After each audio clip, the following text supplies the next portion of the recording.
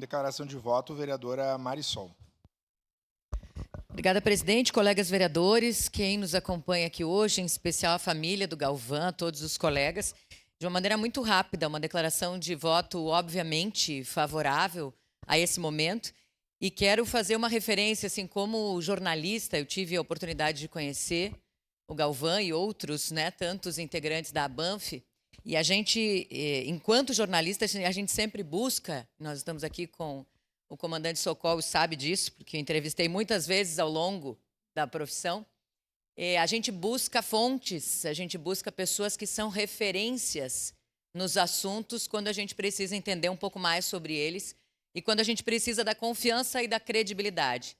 Então, eu acho que é isso que a gente está fazendo hoje, a partir dessa proposição do vereador Bortola, quem eu parabenizo,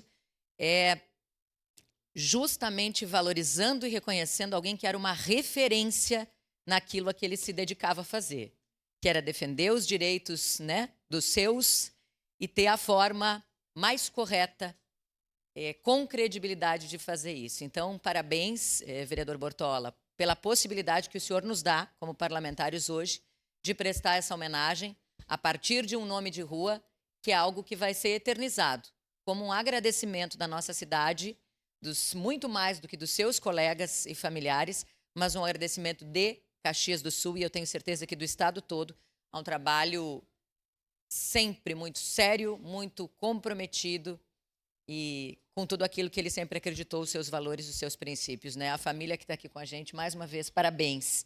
É alguém que deixa legado, e como é lindo a gente pensar nisso, que apesar da perda, da tristeza da perda, a gente está aqui valorizando alguém que deixa legado, que deixa história.